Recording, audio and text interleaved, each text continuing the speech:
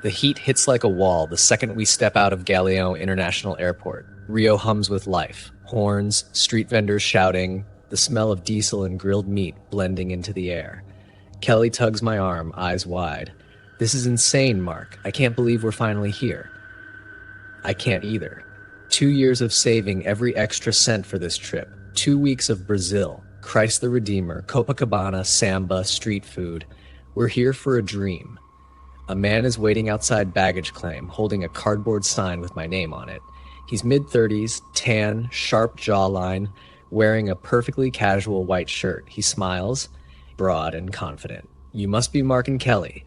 I'm Marcos, your guide. Welcome to Rio. His handshake is firm. He leads us to a black SUV parked at the curb. Inside, cool air conditioning, a faint smell of citrus.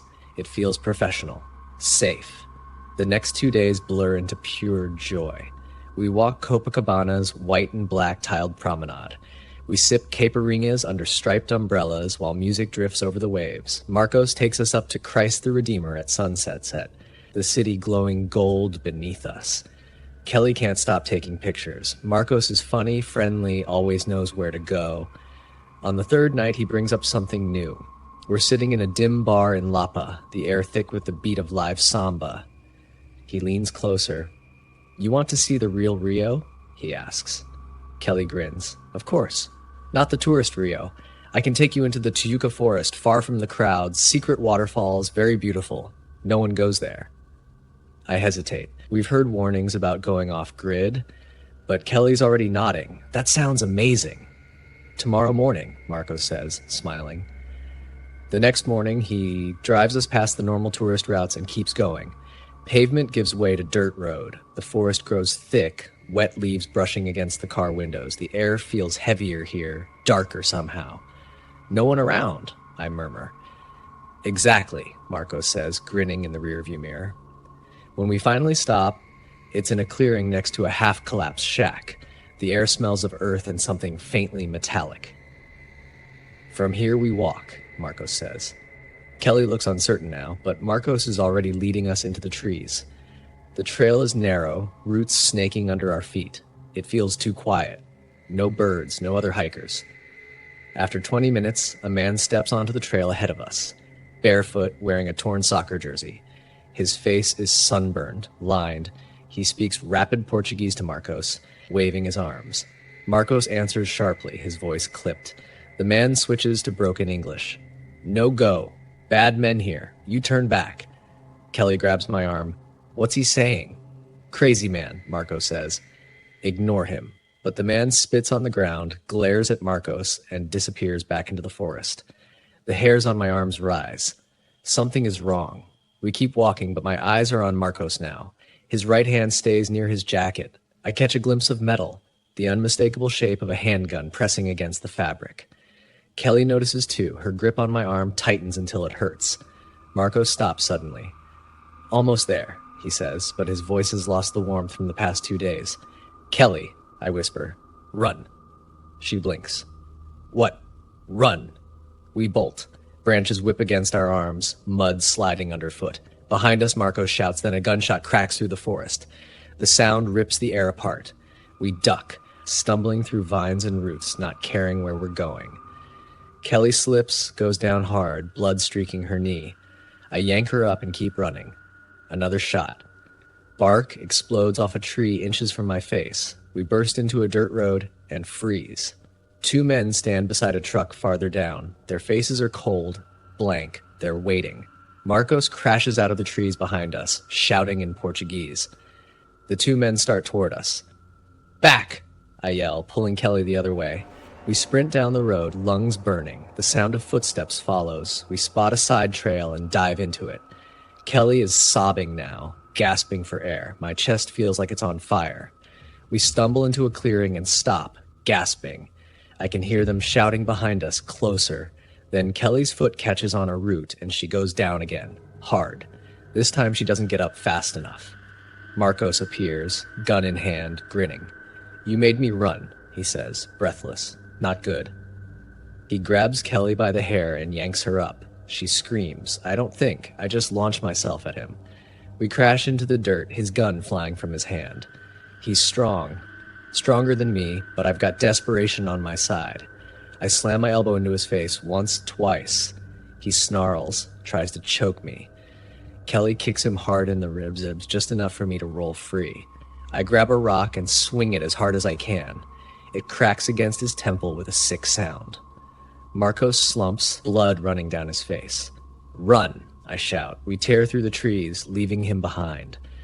The forest seems endless, twisting, but finally we see a road, a real road, and the distant shape of a bus rumbling toward us. I wave like a maniac, screaming. The bus screeches to a stop. The driver shouts in Portuguese, but when he sees our faces, he opens the door. We collapse inside. Kelly is shaking violently. The passengers stare as the bus pulls away. Through the back window, I see Marcos stagger out of the forest, blood running down his face, gun back in his hand. He doesn't shoot. He just stands there watching us go, smiling. The police find us later, back in the city. They take our statement, ask questions, nod grimly. They know Marcos. He's been wanted for months. That night, we stay in a hotel room with the door bolted shut. Kelly lies awake, staring at the ceiling.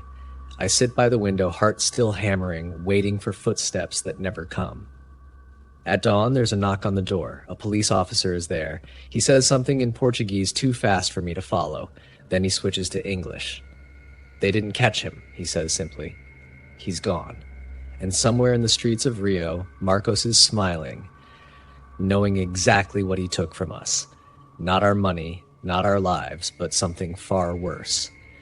Because even as we pack, even as we leave for the airport, I know this isn't over. Somewhere, someday, I'm going to look up and see that same smile again.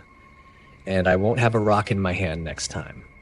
We were lucky because of our presence of mind, but I can't stop thinking about whoever Marcos lures into those woods next. Someone else might not be as fast, as desperate, as lucky, and I don't know if the police will ever get there in time. That thought is what keeps me awake, long after we've left Brazil, long after the bruises fade.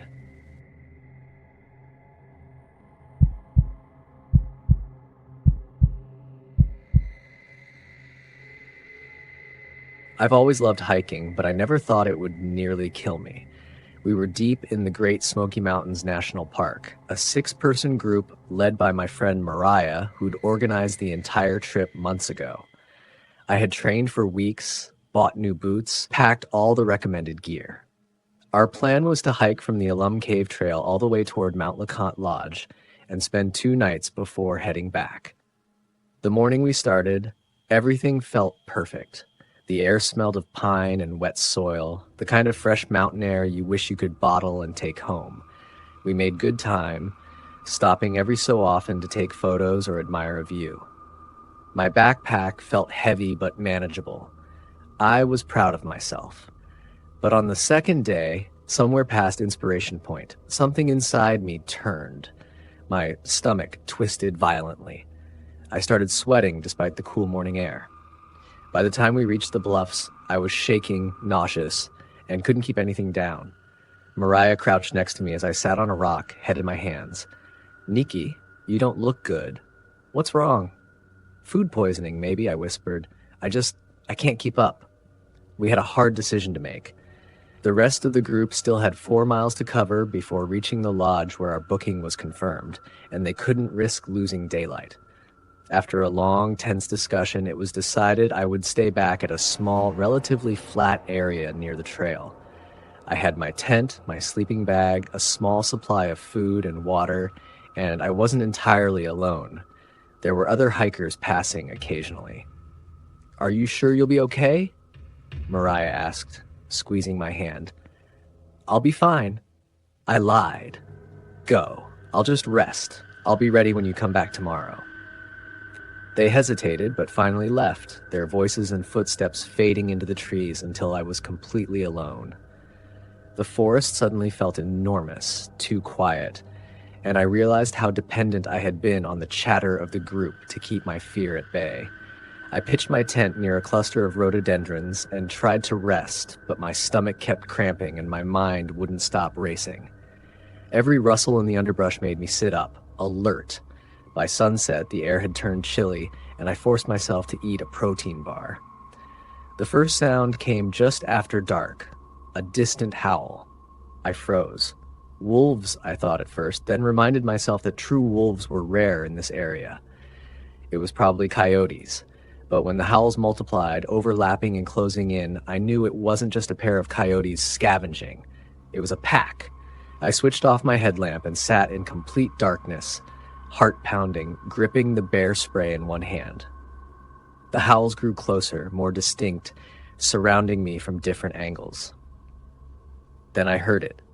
Soft footsteps in the leaves, low growls that vibrated in my chest. Something brushed against the tent wall. I clamped a hand over my mouth to keep from screaming. The growling deepened, and then a sharp tearing sound split the night as one of them clawed at the fabric. I grabbed my hiking poles, yelling and banging them together as loud as I could. The growling paused, then exploded into snarls. They didn't run. I had no choice. I unzipped the tent and burst out, shining my light directly at a pair of glowing eyes. The wolf flinched, but didn't retreat. Behind it, two more shapes moved in the shadows, circling me. I shouted, waved my arms, did everything the ranger talks had drilled into me, but the largest of them lunged. I swung my pole and felt it connect with a sickening thud. The wolf yelped, but didn't stop. It only made the others bolder. One darted around me, teeth snapping. Then pain exploded through my calf. One had bitten me. I screamed, kicking wildly until it let go. Blood ran hot down my leg, soaking my sock. I stumbled back toward the tent, grabbed my bear spray, and fired. The chemical cloud hissed through the air. The wolves snarled, coughing, some retreating into the brush. But they didn't all leave. One remained, pacing, eyes locked on me. I didn't dare sit down. I stood there for what felt like hours, every muscle trembling, until finally the last wolf slunk away. The night was silent again, except for my ragged breathing. I collapsed to the ground, sobbing. When I finally crawled back into what was left of my tent, I wrapped my leg as best as I could, but the bleeding was bad and the pain unbearable. Fever set in before dawn, and by morning my leg was hot and swollen. I tried to radio for help with the emergency beacon Mariah had given me, but it blinked red, no signal.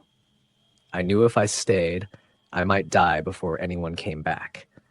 So I packed up what little I could carry, bandaged my leg tighter, and started limping down the trail toward the lodge, every step agony. The forest felt hostile now. Every snap of a branch made me whirl around, expecting the pack to be back. At one point, I heard movement behind me and turned just in time to see one of them standing on the trail. The big one. Its fur matted, teeth bared. I stumbled, grabbed a rock, hurled it. It darted into the brush, but I knew it was following. Hours passed. The sun climbed and began to drop again, shadows stretching long across the path. My water was nearly gone, and my leg throbbed with every heartbeat. Finally, I heard voices ahead. 2-day hikers appeared around the bend, and when they saw me, their eyes widened. "Oh my God, are you okay?" the woman asked. "Wolves," I croaked. "Bitten." They half-carried me the rest of the way to the lodge, where the staff called for rescue. When the park rangers arrived, they treated my wound and radioed for a helicopter evac. I passed out before we reached the hospital. I woke up 2 days later, Catherine, one of my fellow hikers, sitting beside me. Her eyes were red from crying. "You scared the hell out of us, Nikki," she said. "They said you lost a lot of blood." "You're lucky." Lucky. The rangers told me they found the remains of my tent, shredded. They also confirmed what I already knew. Wolves don't usually attack humans unless they're starving or sick.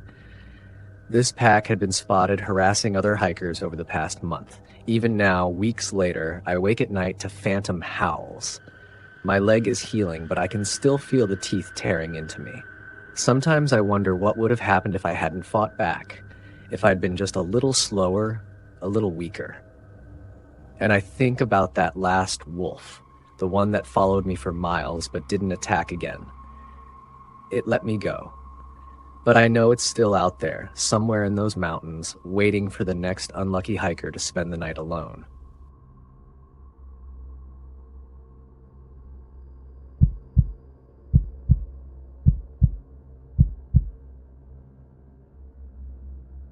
I've been a remote Python developer for 4 years, and if there's one thing I hate more than debugging legacy code, it's video calls.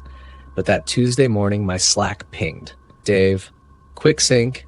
I sighed, clicked accept, and his face popped up. Dave always had that grin, like he was in on some private joke I'd never get. We talked about the API issue for a few minutes. I was half listening, tired, until I noticed something behind him. It was a lamp. Not just any lamp. Our lamp. The one Catherine found at a flea market last summer, brass with a crooked shade. I froze. Behind the lamp was our plant, a fiddle-leaf fig with one sad, drooping leaf. I turned my head. The same plant sat behind me in my own living room. My heart thumped. "You good?" Dave asked, smirking. "Yeah," I lied. When the call ended, I walked slowly around the apartment, scanning corners like someone who just discovered rats in the walls. Catherine looked up from the couch. "You okay?" she asked. "Did you ever send pictures of our apartment to anyone at work?" "No." "Why?" I didn't answer. I opened the meeting recording and paused it at the right moment. The background wasn't virtual. It wasn't some joke. Dave's video feed was showing my living room from a completely different angle than any of our devices faced. That night, I covered every webcam with tape, unplugged every smart device. Catherine laughed nervously. "You're acting like we're in a spy movie, Tim." But the next morning, I got an email. No sender, no subject. I like the way Catherine looks when she sleeps. Attached was a video file. I clicked it with shaking hands. It was Catherine, asleep in bed, filmed from above. I woke her. She stared at the screen, her face going white. "Call the cops," she whispered. I did. They sent an officer who told us to unplug everything and reset passwords. He didn't promise a follow-up. 2 hours later, another email came. "You call cops again, video goes public." Attached this time were dozens of pictures. Catherine in the shower, me changing clothes, intimate moments we thought were private. I felt sick. The next morning came the demand. 5 BTC, 24 hours, or everything online. I didn't have that kind of money. I messaged Dave, "Hey man, random question. Were you using a virtual background yesterday?" "Nope," he said, its grin spreading wider. "Why?" I just stared at him, heart hammering. He knew. That night, I barely slept. Every sound was a threat. Every shadow felt like a lens. At 3 a.m., my phone buzzed. A new video. It showed me asleep on the couch. The camera panned slowly to the kitchen, where Catherine stood drinking water. Then it moved closer to her, as if someone was right behind her. I threw up in the bathroom. Morning brought another email. "No money yet. You think you smart? I show you how not." Minutes later, Catherine screamed. Her private Instagram, the one only friends could see, was filled with stolen images, her most vulnerable moments. Someone was following her coworkers too. My laptop pinged. Another email. This one wasn't about money. "You work for me now. Code this. Send before midnight." Attached was malicious Python code. If I deployed it, it would open a backdoor into our company's production servers. Catherine grabbed my shoulders. "Don't do it, Tim. It's illegal. If I don't, he'll release everything. We'll lose everything anyway." At 11:59, I sent the code. The reply was instant. "Good boy. Now watch." A live video stream opened. It showed our front door. A man in a hoodie stood outside holding something. "Call 911, Catherine whispered. I grabbed my phone. No signal. The figure knocked softly, then slid an envelope under the door and walked away. I waited before opening it. Inside were two things, a USB stick and a photo of Catherine sleeping taken that night. On the back, in block letters, "Next time, door opens." I plugged in the USB stick. It was full of stolen data, customer information, trade secrets, recordings. Another email came. "Send to competitor. You have 6 hours." Catherine was crying now. "Tim, we can't keep doing this. Let's leave. Run." We packed fast. As we stepped into the hallway, my phone buzzed. A live stream. Our apartment empty now, but the suitcases we carried were visible on screen. The camera angle was from behind us. I spun around. The hallway was empty. Then a voice came through the phone, distorted but close. "Run if you want. I'll follow. There is no leaving me." Catherine screamed. We ran down the stairs, out into the street, and flagged the first taxi we saw. I gave the driver cash and told him to just drive. Hours later, we checked into a cheap motel. Maybe he doesn't know where we are, Catherine whispered. I wanted to believe that. Then my laptop, which hadn't been connected to Wi-Fi, lit up. Dave's face appeared. This time he wasn't smiling. You should have done what I asked faster, Tim, he said calmly. Now Catherine pays.